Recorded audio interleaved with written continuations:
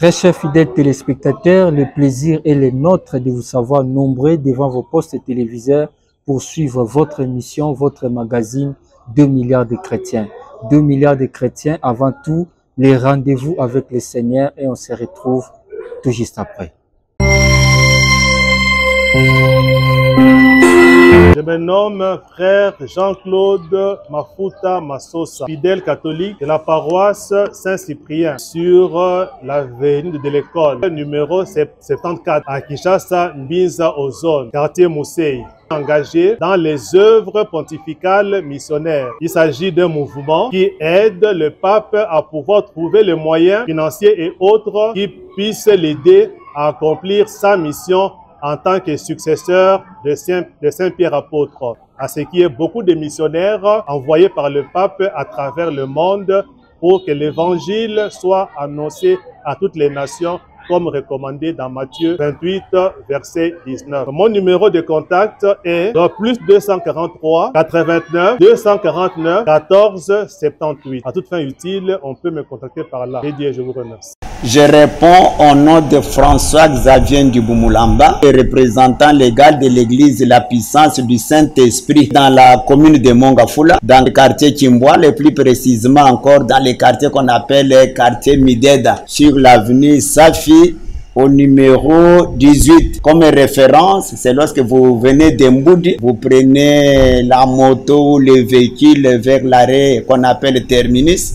Vous empruntez la route de Lutendele, vous descendez au niveau de l'avenue Sankourou ou au niveau de ce qu'on appelle communément arrêt Saddam. Alors vous entrez à droite, c'est là que vous trouverez le siège social de l'église La Puissance du Saint-Esprit, là où nous sommes visionnaires. On peut facilement nous atteindre au numéro plus 243 81 31 82 822 plus 243 89 781 30 76. Je suis l'apôtre Enoch Ekitete, visionnaire de l'église Jésus-Christ et la pierre angulaire. Oizwami commune Angaliema, quartier Lukunga, avenue Ndombe numéro 16. Référence Pompage, Arema Loeka. Wano zi moto ezokende Kongolo Mosquée. Juste après 10 maisons, dans la police, on commande l'église Jésus-Christ sur la pierre angulaire. Koki Kobenga biso encore na numéro 089 89 82 340 081 091 76 60. Yesu Christ apambola bi. Kombo nanga apôtre Tomba Ndombasi Flori, visionnaire de l'église de Cité des Refuges. Nous travaillons ensemble dans Maman Prophétesse. Maman Jeannette Diasilwa, Cité des Refuges evandi na commune ya Ngalema, quartier Lukunga, précisément na Malueka. L'avenue Massimanimba numéro 14 10. Commune à Pompage, aujourd'hui directement taxi ou bien moto et qui d'ici au Malamoko na Semukasa. Ce qui est commune à Semukasa, à partir de Semukasa, avenue na biso Bandiwana, avenue Massimanimba numéro 14. Kolo Yesu Christo abengibino boya. De retour dans notre plateau de 2 milliards de chrétiens dans lequel nous recevons pour vous un homme de Dieu, et cet homme de Dieu, c'est le frère Jean-Claude Mafuta, délégué des œuvres pontificales missionnaires, paroisse Saint-Cyprien. L'homme de Dieu, bonjour. Bonjour, monsieur le journaliste, welcome. Je vous remercie de tout cœur pour l'invitation qui m'est encore une fois lancée à pouvoir me produire sur votre plateau. Fidèles téléspectateurs, il n'y a pas vraiment de commentaires à faire. Vous avez vous-même constaté la présence de Jean-Claude Mafuta, délégué des œuvres pontificales, missionnaire, paroisse Saint-Cyprien. Et avec cet homme dédié nous allons parler de ce thème, les chrétiens et la politique, cas de l'implication en matière électorale. Mais l'homme de Dieu, qu'est-ce qui vous a motivé vraiment? Quel environnement? L'environnement, c'est pas psychologique, spirituel qui vous a motivé pour monter vraiment au créneau par rapport à ce thème ici, les chrétiens et la politique, et vous avez précisé le cas de l'implication en matière électorale. Merci beaucoup, Monsieur Welcome, grand journaliste que vous êtes, pour la question qui m'est posée d'entrée de jeu. Je dirais que ce thème, je l'ai choisi. La politique, l'homme ne peut pas s'en passer. Qu'il soit chrétien ou qu'il ne le soit pas, l'homme, toute personne humaine qui vit sous le ciel est toujours et déjà intéressée, impliquée en matière politique. Donc la politique nous colle sur la peau, que nous soyons chrétiens ou pas. Elle est toujours d'actualité, parce que la politique, c'est l'organisation de la cité ou de l'État où se trouve l'homme, qu'il soit chrétien ou non. Donc c'est tous les jours pratiquement que nous sommes dans cette marmite-là de la politique. Comme disent certains auteurs, on ne peut pas y échapper. On ne peut qu'en parler à temps et à contre-temps, et surtout à l'heure qu'il est, où notre pays à nous est dans cette fièvre-là électorale. Il y a moyen de concilier le chrétien que nous sommes et la politique, et pratiquement et principalement en matière électorale, parce que nous vivons sous ce rythme-là. Nous sommes dans cette ambiance-là. Nous sommes dans cette, comment dirais-je, dans ce contexte-là électoral. C'est pourquoi nous avons préféré parler de la politique et le chrétien, ou de chrétien et la politique, particulièrement en ce qui concerne l'aspect politique qui est l'élection ou qui sont les élections. Voilà. Les chrétiens et la politique, voilà. Pour être précis, son implication en matière électorale. Mais l'homme de Dieu, pour celui qui nous suit maintenant là, branché, quelle idée il peut avoir lorsque vous parlez de chrétien? Un chrétien, qui est chrétien? L'homme de Dieu. Très bonne question, parce que nous sommes sur le plateau de 2 milliards de chrétiens. Un plateau où on parle toujours déjà de chrétiens. Alors, l'occasion m'est donnée maintenant de parler de ce qu'est les chrétiens, de ce qu'est la quintessence de la dénomination de chrétien.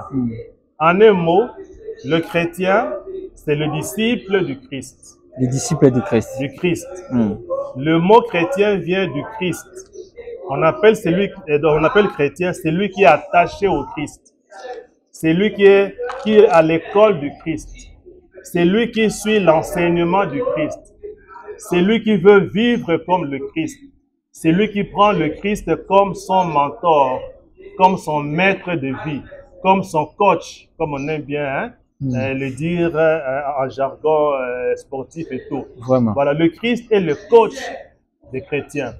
Alors, le chrétien, c'est donc le disciple, c'est l'élève, c'est celui qui est greffé au Christ et qui est son image pratiquement, qui doit refléter l'image de son maître. Comme on dit, tel maître, tel disciple, tel père, tel fils. Le chrétien a comme maître le Christ, et le chrétien, c'est lui qui est attaché au Christ et qui doit vivre comme le Christ, qui doit montrer partout que Christ est présent. Christ est présent. Qui doit en témoigner. En un mot, c'est comme disent les théologiens, le chrétien, c'est le sacrement du Christ. Le sacrement du Christ. Le sacrement. Par excellence du Christ. On reconnaît le Christ par le chrétien, par ses élèves. Il n'est plus là physiquement, mais par les chrétiens, nous savons que Christ est toujours et déjà présent. Comme il l'a dit, je suis avec vous jusqu'à la fin des temps. Et le Christ est avec le monde jusqu'à la fin des temps, à travers les chrétiens, à travers ses disciples que nous sommes. 2 milliards de chrétiens, les chrétiens et la politique. Oui. La politique. Très bien. Mais quelle conception? Quand on parle de la politique c'est quoi? Lokuta, ndetu kantaraka, où est la politique? Oui. C'est ça la politique, l'homme de Dieu. La politique, c'est ça? Ah, tika la politique. Tika pour c'est la politique. Oui, mais même ce que nous faisons, c'est la politique. C'est ça le Lokuta. C'est la politique. Parce que alors là, il faudrait rentrer aux origines de ces termes-là. Ok. Pour voir si c'est bon ou pas. Et pour moi, la politique est toujours et déjà une très bonne chose. Parce que qui dit politique veut dire organisation de la société, organisation de la communauté.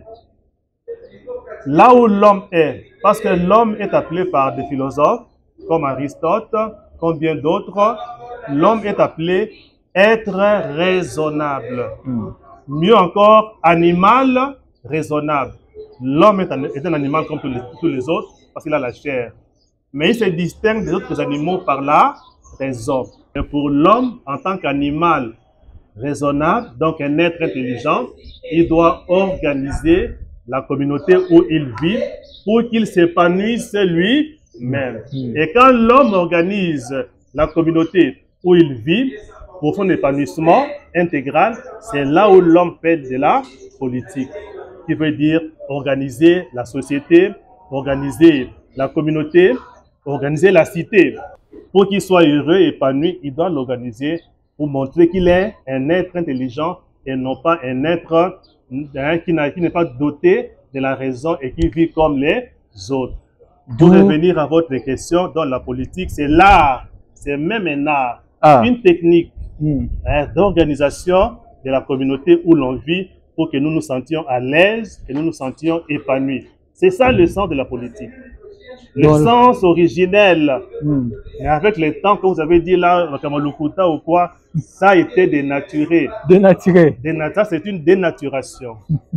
Mais ce n'est pas ça le sens premier. Le sens étymologique. Ce n'est pas ça. Donc c'est l'art d'organiser la cité. Ouais, voilà. La gouvernance. Et qui dit art, dit talent. Ces dons-là de bien faire ça, de bien organiser.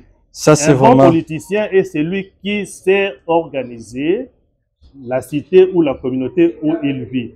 Et la politique, ce n'est pas que... On ne la trouve pas seulement dans l'État, même dans l'école, même dans la famille où vous êtes père, parent. Il y a aussi une organisation. C'est aussi la politique familiale, l'organisation familiale. Dans un sens un peu large. Sens large et sens premier du terme. Oui, c'est ça. C'est organisation. D'ailleurs, les auteurs, les philosophes disent encore mieux, c'est polisser la cité. Voilà d'où vient le mot politique. Ils disent, il faut polisser la cité. La cité ne peut pas être comme ça.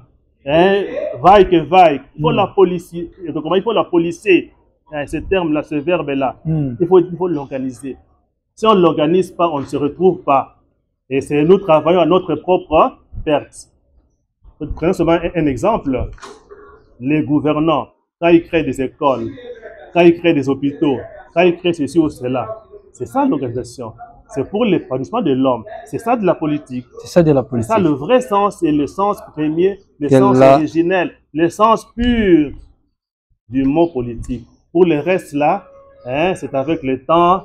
D'ailleurs, on parlera de ça. Homme de Dieu, vous êtes allé encore plus loin parce que vous voulez circonscrire un peu votre pensée, votre façon de voir des choses. Vous parlez de l'implication, l'implication en matière électorale, mais la matière électorale, un mot vraiment bon. Quelle pensée que nous pouvons placer dans notre esprit, sur, je ne sais pas, ces concepts, ces mots composés, matière électorale. Merci beaucoup.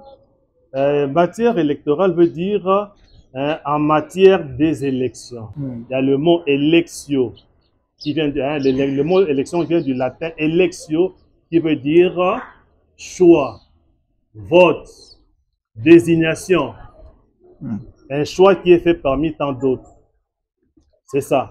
Alors, donc, en matière électorale, c'est en matière des élections. En ce qui concerne les élections, matière électorale ou la question électorale.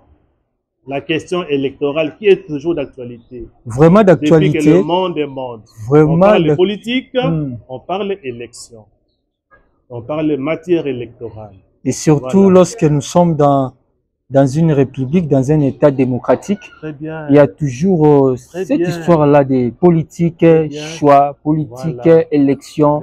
Même ici, en République démocratique du Congo, la machine est déjà en marche, tout ça, ainsi de suite. c'est vraiment d'actualité. Il y a les chrétiens qui nous suivent à cet instant. Est-ce que ces chrétiens-là qui nous suivent à cet instant, ces chrétiens-là qui sont branchés, les chrétiens qui sont branchés maintenant là, en train de nous suivre, de suivre 2 milliards de chrétiens, est-ce que ces chrétiens-là qui nous suivent, peuvent-ils s'impliquer bien aux matières électorales? Très bien. Très bien.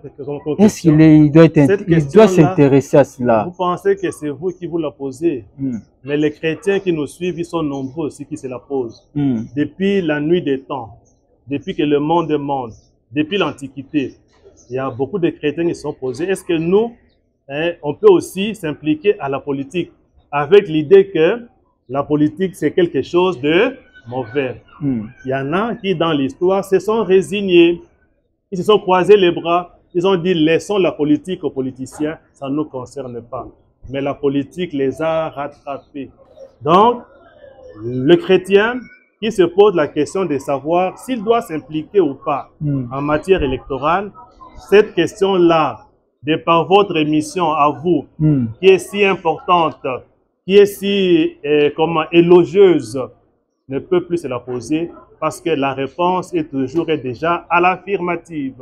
À l'affirmative. Oui, nous disons oui. Oui. Au lieu de dire N-O-N, nous disons oui, le chrétien est tenu de s'impliquer en matière électorale une fois que celle-ci est d'actualité dans son pays ou bien dans sa communauté. Je peux prendre un exemple à propos. Chez les catholiques, je suis passé quelque part dans une paroisse, j'ai vu comment les chrétiens de la paroisse dont question étaient vraiment dans cette fièvre-là. Ils cherchaient comment élire leurs représentants dans telle commission, dans tel mouvement, dans tel groupe, ou ceci ou cela. Là, c'est au niveau paroissial, au niveau ecclésiastique. Ça, c'est l'église. Voilà. Mais au niveau étatique. Et au niveau étatique, alors, ça commence par la base. Ce C'est là où qui se se fait au pose le niveau le problème. plus bas, c'est fait aussi au niveau le plus haut. À présent, qui cherchent des représentants au niveau paroissial, pourquoi ne pas s'impliquer aussi à chercher des représentants au niveau le plus haut? Parce que c'est leur cité. L'État, c'est leur grande communauté, qui est l'ensemble de petites communautés, comme on l'a dit là. L'église, c'est une communauté, non? La famille, non? L'école, tout ça. Quand vous les mettez ensemble, ça forme la grande communauté appelée État, ou la grande cité appelée État, n'est-ce pas? Alors, maintenant qu'ils font ça au niveau, à la base, pourquoi ils ne le feraient pas au niveau du sommet? C'est pour dire qu'ils sont impliqués. Le chrétien n'a pas de choix, sinon c'est lui de s'impliquer quand il y a élection au plus haut sommet de l'État, ou bien au niveau provincial, ou bien au niveau communal, ou bien au niveau local, comme on aime bien le dire. Le chrétien est toujours déjà interpellé par ça. Mais il ne peut pas se croiser les bras, l'homme de Dieu, à distance. L'homme de Dieu, quand vous dites ça, c'est un peu compliqué, ça.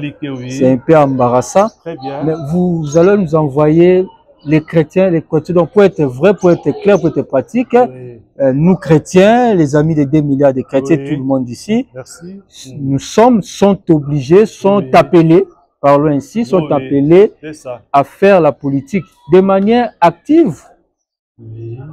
C'est-à-dire briguer même des postes présidentiels, être un député national, être un conseiller communal, s'il faut aller même à la base. Tout ça, est-ce que moi, chrétien qui exerce, chrétien ou chrétienne qui exerce, qui a comme coach Christ, qui est sur les traces, sur la voie christique, je suis obligé de faire. Est-ce que je ne serai pas dérouté de ma foi, de ma foi chrétienne, l'homme de Dieu? Je risque de perdre ma foi, l'homme de Dieu. Merci beaucoup. Pour quelle finalité? Il n'y a pas de crainte entre la chrétienté et la politique. Il n'y a qu'un pas.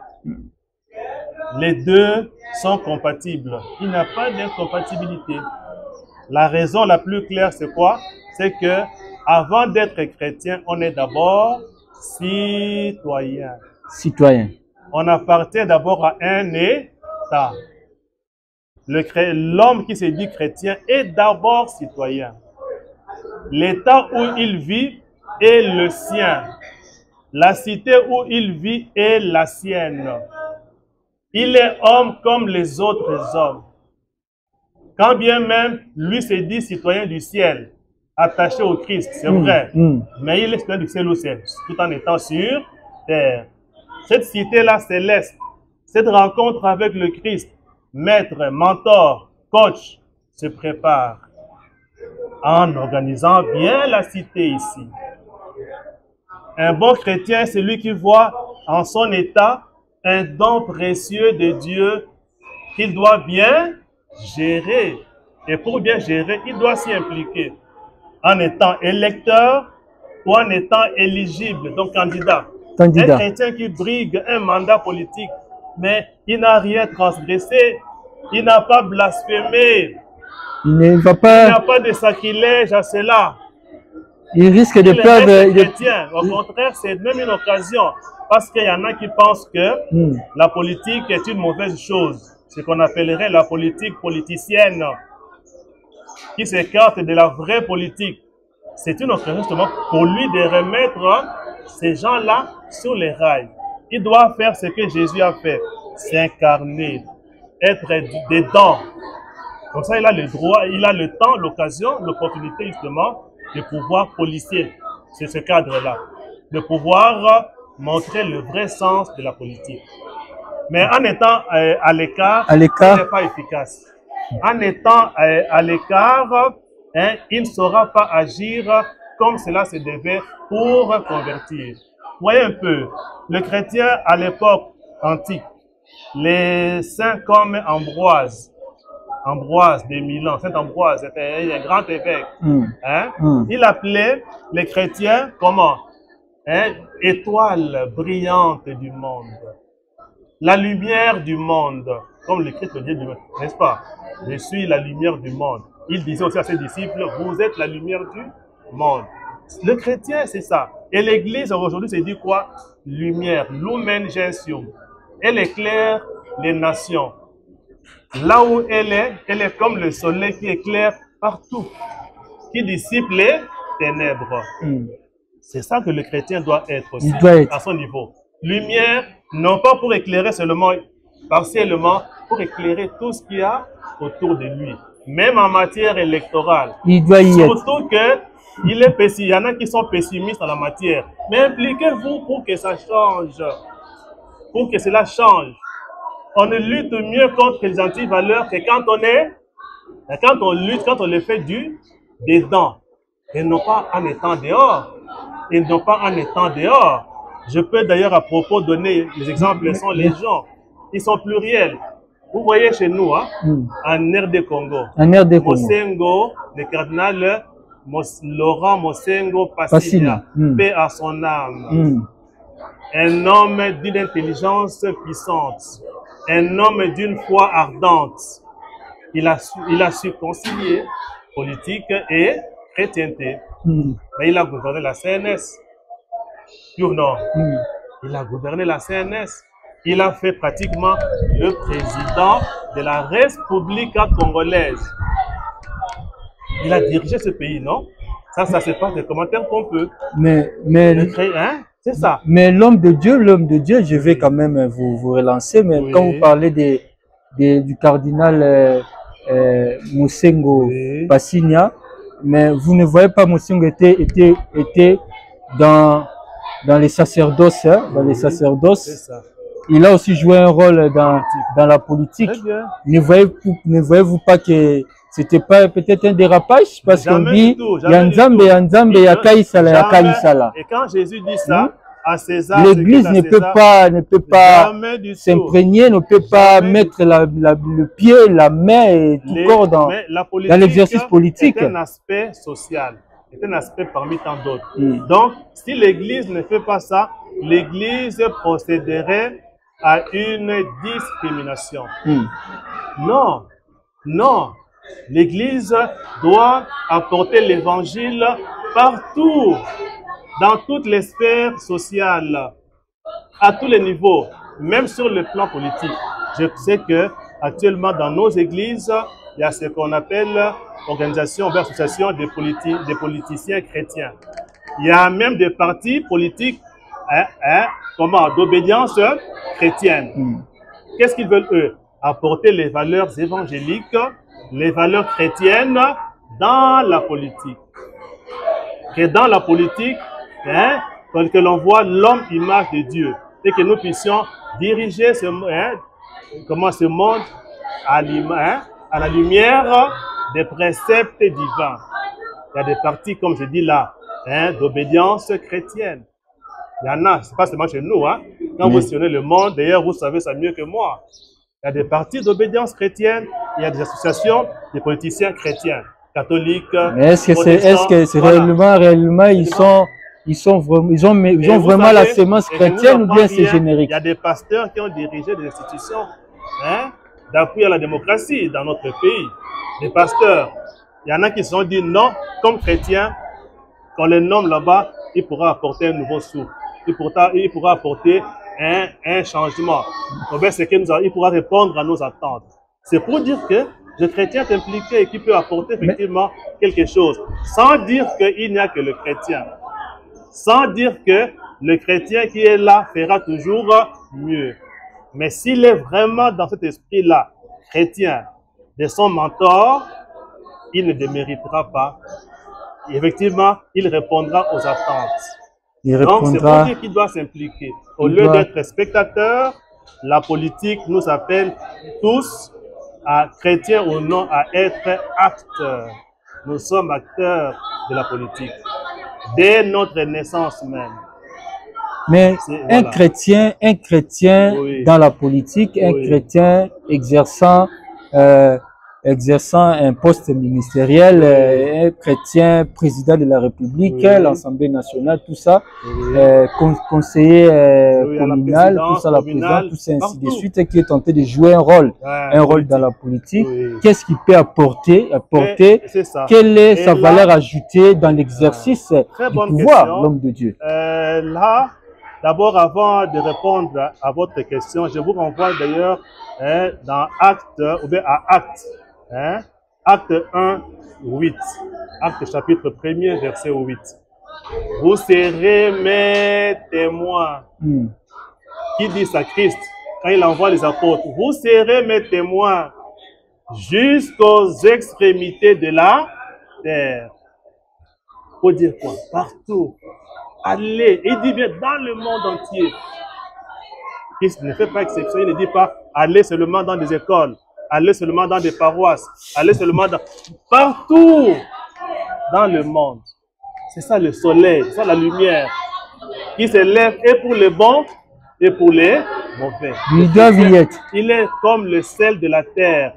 Matthieu 5, verset 13 à 16. Vous êtes le sel de la terre, vous êtes la lumière du monde. Allez éclairer partout. Allez, vous êtes là comme une lampe qu'on ne doit pas mettre sous le boisseau, mais qu'on doit mettre sur la table pour éclairer toute la maisonnée. C'est ça le chrétien. Éclairer tout le monde. Le chrétien doit éclairer et les enseignants, et les militaires, et les politiciens, et les administratifs. Toutes les couches sociales sont interpellées par le témoignage que doit donner le chrétien. Il ne doit pas dire non. Donc vous allez laisser ces gens-là dans la jungle et être condamnés demain. C'est le moment d'appliquer Acte, verset 1er, non, le chapitre 1er, verset 8. Soyez mes témoins. Soyez mes témoins. Ou bien Matthieu 5, verset 13 à 16. Vous êtes lumière du monde. Vous êtes le sel de la terre. Vous êtes le levain dans la pâte. Comme la levure qu'on met pour que la pâte lève, soit levée. L'homme de Dieu, pour dire mieux, pour dire clair, vous envoyez à ces chrétiens-là de ne pas se désintéresser de la politique. C'est ça le mot.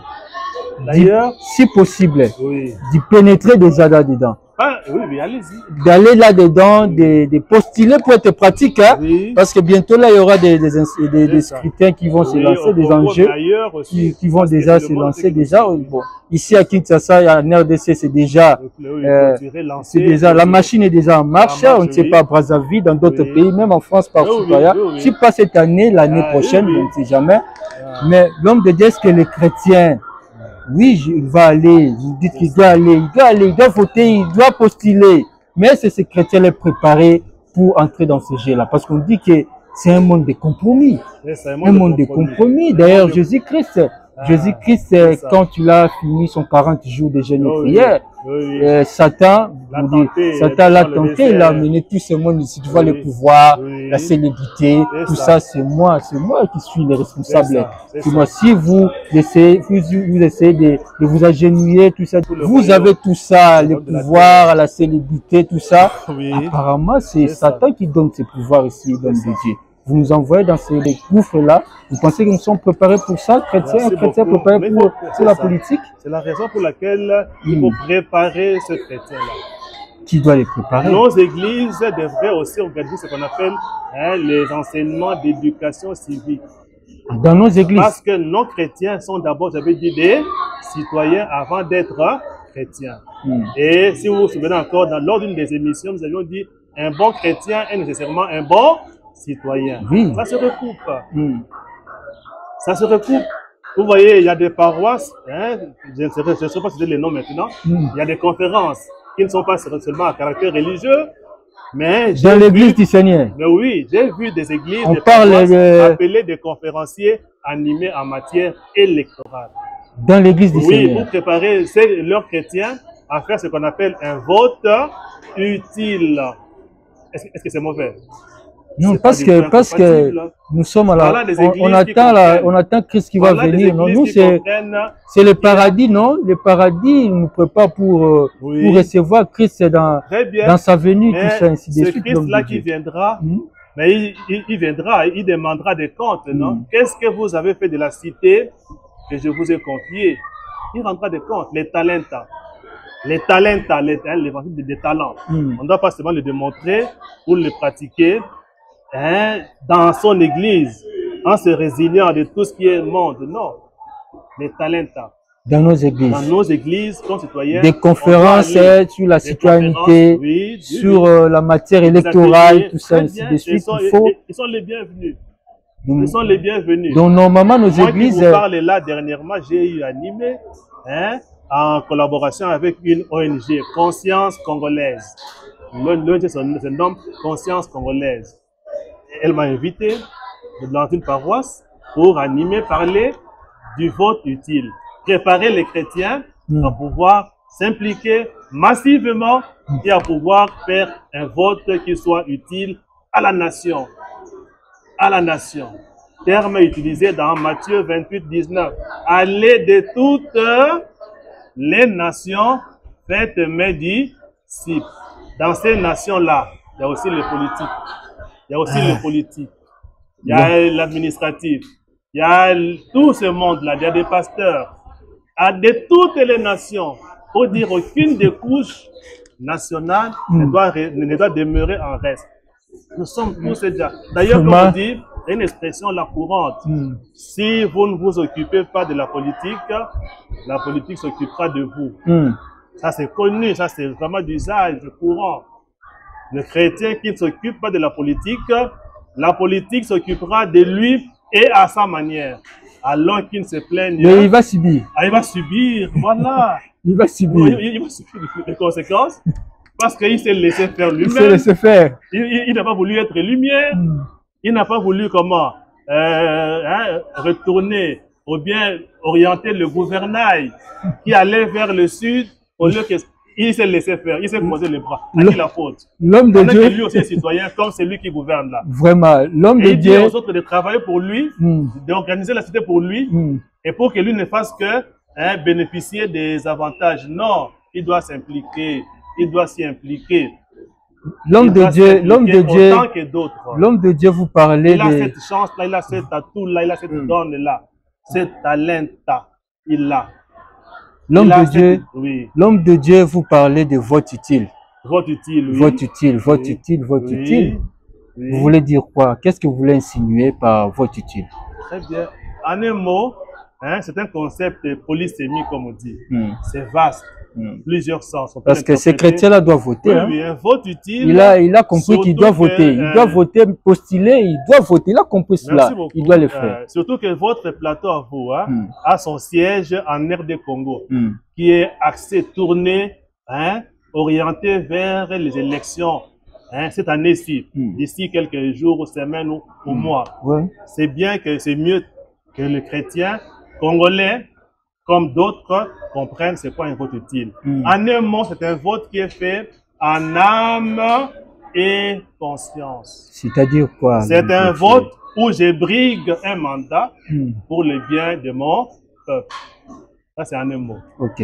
C'est un vote aussi où je me fais électeur des autres, mais en âme et conscience, en choisissant l'homme qu'il faut pour le mettre à la place qu'il faut. Un vote sans sentiment, un vote sans réaction épidermique, un vote rationnel, intelligent, un vote conscient et consciencieux, un vote qui n'est pas sentimental, mais un vote où je mets, n'est-ce pas, mon savoir-faire et mon savoir-être en jeu pour le bénéfice de l'édifice national, où il y a des dividendes, où c'est mon entourage qui gagne dans un avenir bref ou lointain, mais au moins qu'on sache que j'ai voté utile, que j'ai bien voté, que j'ai voté pour le bien de ma nation, de ma communauté. C'est ça qu'on appelle vote utile.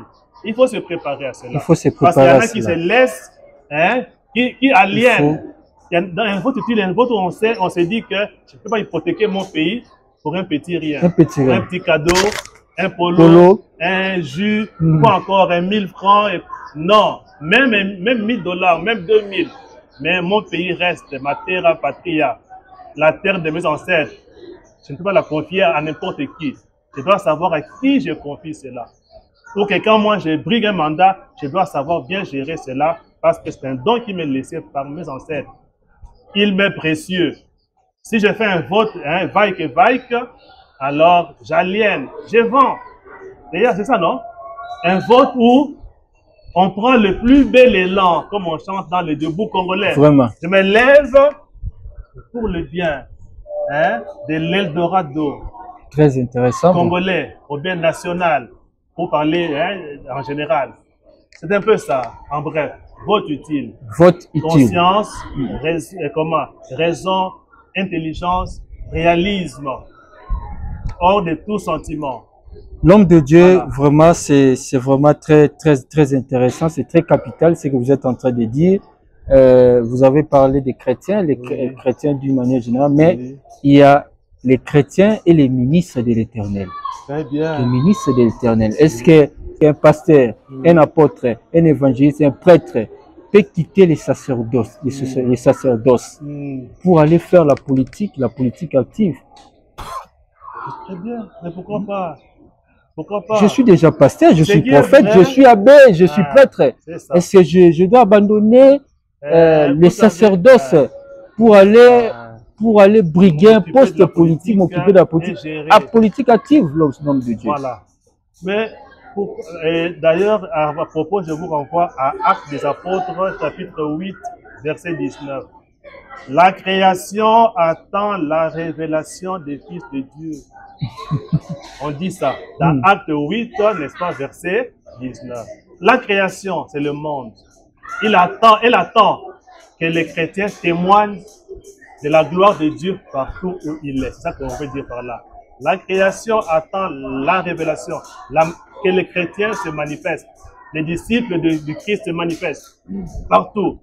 Et qu'ils montrent que Dieu est effectivement présent partout et qu'ils vivent comme Dieu le veut. Mais moi, je suis déjà pasteur, je peux... Un pasteur... Je dois laisser l'église pour aller à la politique. Le départ est déjà mauvais. Pourquoi? Qui lui demande de laisser, d'abandonner? Pour qui lui demande d'abandonner? Mais il y aura pas un déséquilibre à l'homme de Dieu. La politique, c'est un service, en principe. C'est un service, voilà le terme pour revenir à la définition. C'est un service qu'on rend à sa communauté. Vous dites qu'il est ministre. Que veut dire ministre de Dieu? Serviteur. Ça vient du verbe latin ministrare. Mais serviteur dans les champs évangéliques, avec serviteur de Dieu, qui doit nécessairement suivre de près. Sur le plan social, sur le plan spirituel, quel travail énorme. Serviteur de Dieu, alors encore la politique, c'est... Serviteur de Dieu, mais à travers son peuple. Est-ce que vous voyez, on voit Dieu? On ne le voit pas, il est invisible. On ne voit pas Dieu, mais nous servons Dieu tout en étant dans le peuple. On sert Dieu en servant bien son peuple. L'homme qui est dans la politique, c'est l'image de Dieu, non? Vous allez le sacrifier? Vous allez laisser le politicien sacrifier le peuple, l'image de Dieu qui est dans le monde? Non. Mais soyez là. Si c'est pour rendre service, pourquoi pas? Pourquoi pas? Si c'est pour rendre service, si ça peut servir à la gloire de Dieu, pourquoi pas? Si ça peut servir à la gloire de Dieu. Hein? Pourquoi pas? C'est question seulement d'organisation. On peut bien être pasteur d'église, on peut bien être ministre. Suivre bien les brebis, oui, parce que, répondre à la mission que Christ a envoyée, la mission sacerdotale. Oui. Et entre-temps aussi, ça. servir aussi. Sacerdoce veut dire service du peuple de Dieu.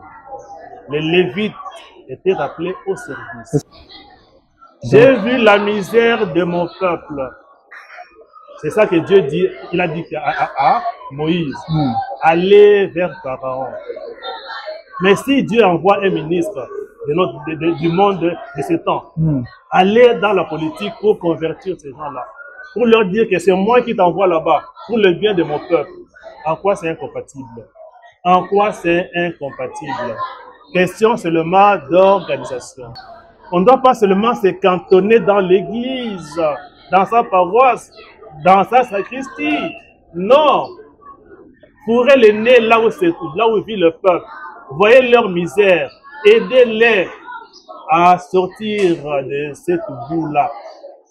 Là où vous aurez fait œuvre utile en tant que serviteur de Dieu. Sinon alors, l'évangile n'est plus quelque chose de vivant.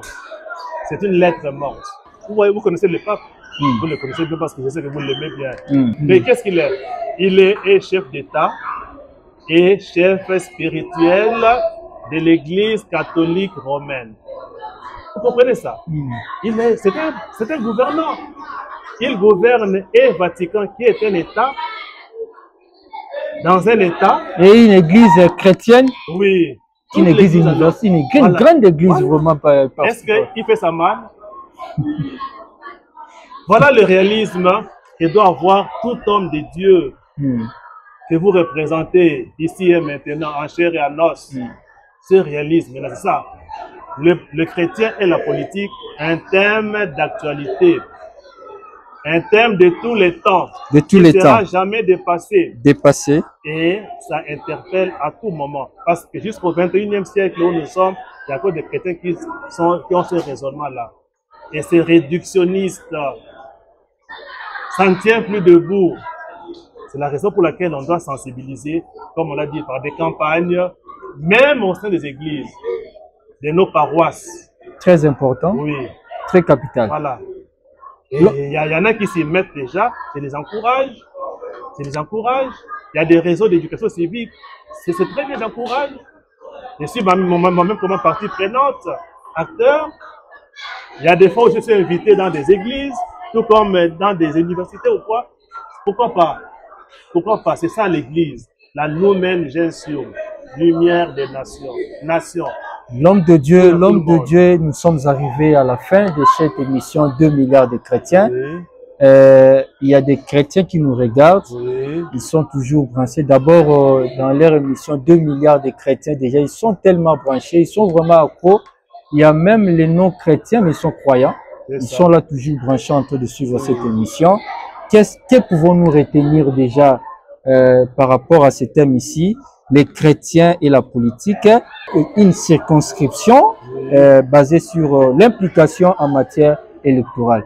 Que pouvons-nous retenir? En 2 mots, je veux dire ceci, que notre émission était axée autour du sujet le chrétien et la politique, avec comme sous-thème l'implication du chrétien en matière électorale. En un mot, il y a à retenir le fait que le chrétien est toujours et déjà concerné par la politique autant que tout autre citoyen, qu'il soit croyant ou non. Mais nous ne disons pas que le chrétien qui est dedans est toujours et déjà excellent. Nous disons que le chrétien qui s'y implique doit vivre en témoin. Il doit s'y impliquer pour apporter la lumière du Christ. Acte 8, verset 19. Il ne doit pas y aller vaille que vaille. Il ne doit pas y aller pour se salir. Au contraire, il doit y aller pour faire la différence. Il doit y aller pour faire la différence et aider la politique à pouvoir faire pour accomplir la mission qui lui est dévolue, celle d'organiser, de bien gérer la cité ou l'État pour l'épanouissement intégral de l'homme ou du citoyen qui est l'image de Dieu. Voilà. Fidèles téléspectateurs, nous sommes arrivés à la fin de ce magazine 2 milliards de chrétiens. 2 milliards de chrétiens qui a reçu pour vous l'homme de Dieu, le frère Jean-Claude Mafuta, délégué des œuvres pontificales missionnaires, paroisse Saint-Cyprien. Et avec cet homme de Dieu, nous avons parlé de ce thème, le chrétien et la politique, cas de l'implication en matière électorale. L'homme de Dieu nous a aidés, nous a vraiment ouvert vraiment les yeux. Nous avons compris, notre esprit un peu est éveillé. Nous avons vraiment saisi cette implication que nous, chrétiens, nous avons les devoirs. Nous avons les devoirs. Nous avons même une obligation morale, voire même spirituelle, de se lancer dans la politique, de postuler pour être pratique, de voter pour choisir pour nos délégués, pour choisir nos dirigeants, parce que la politique, d'une manière ou d'une autre, nous sommes intéressés. Si nous n'y mettons pas la main dans la pâte, nous allons subir. Nous allons subir tout ce qu'il faut dans la politique. Que personne ne nous décourage, que personne ne nous diminue. Nous sommes la lumière de la terre, nous devons y pénétrer et apporter la lumière. Comme Christ nous a toujours recommandé et marché toujours avec nous. Et avec lui, on n'entrera pas dans les compromis, on n'entrera pas dans des conciliabules, tout ça, ainsi de suite. Nous allons appliquer la parole de Dieu et ce qui va amener la transformation, le développement et la gestion de manière équilibrée selon la volonté du Christ. Vous êtes tellement nombreux de suivre 2 milliards de chrétiens, vous nous suivez de partout, Kinshasa, Brazzaville, même aux environs. Merci beaucoup pour votre fidélité. Nous remercions la grande équipe qui nous accompagne toujours, Platini Samba Platini, et entre nous soit dit, fixez donc rendez-vous prochainement avec le même plaisir. Ciao.